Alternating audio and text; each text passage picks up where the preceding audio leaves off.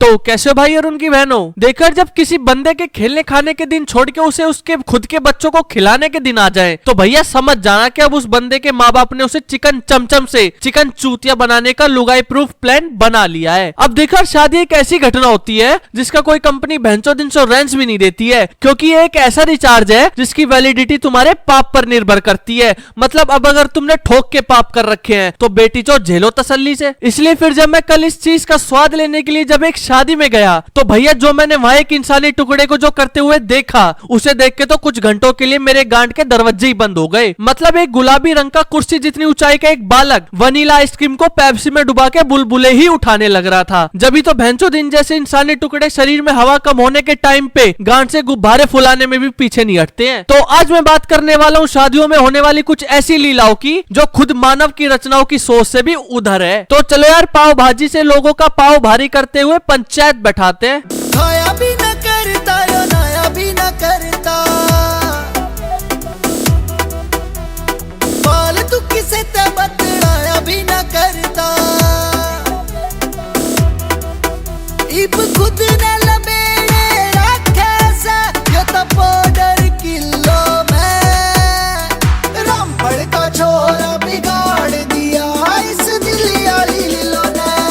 अब देखो अगर तुम किसी भी शादी में गए तो भैया अब तुम्हारा खतरनाक वाला मिलन होगा दो ऐसी संदिग्ध महिलाओं से जिनका खूबसूरती से मोबाइल फोन वाला तो छोड़ो, भैंसों चिट्ठी तक से भी वाला मामला नहीं होगा। पर फिर भी ये दोनों महिलाएं तुम्हें तुम्हारी औकात दिखाने में अपना पूरा योगदान देंगी। क्योंकि अब तुम ये लगा लो कि अगर तुम्हारे अंदर से महक आ रही है, फिर चाहे वो अगरबत्ती की ही क्यों ना हो, तो भैया फिर तो तुम्हारे ऊपर फूलों के छींटे जरूर पड़ेंगे। पर अब अगर तुमने बेशक पूरा डव ही शरीर में घिस लिया हो और अगर डव तुम्हारे शरीर में से बाहर नहीं छलका तो अब फूल तो छोड़ो, तुम्हारे ऊपर लहसन के सूखे छिलके भी नहीं फेंकेगी। फिर बेशक चाहे तुम उसे कितनी भी भूखी नजरों से सलाना, अब भरी ठंड में नंगा कर दिया तो कर ही दिया। इसके बाद अब अगर तुम बेशर्मी के साथ अंदर आ भी गए तो अब आप लोगों को मिलेगा एक ऐसा भयंकर भैंचोद जिसकी गांड को सब मरोड़ना चाहते हैं पर कोई मरोड़ नहीं पाता है, और वो है कैमरा मैन। अब ये एक ऐसी नस्ल है जिसकी नाक शादी के टाइम पे खाजले कुत्ते से भी बड़ी हो जाती है। अब अगर तुमने जैसे ही अपने 4x4 के मुखड़े में कुछ खाने को रखा तो ये बेटी चौथ पता नहीं कहां से प्रकट हो जाते हैं, और फिर इस टाइम पे बंदा ऐसा टकता है कि ना तो भैंचोद बंदा अपने मुखड़े को खोल सकता है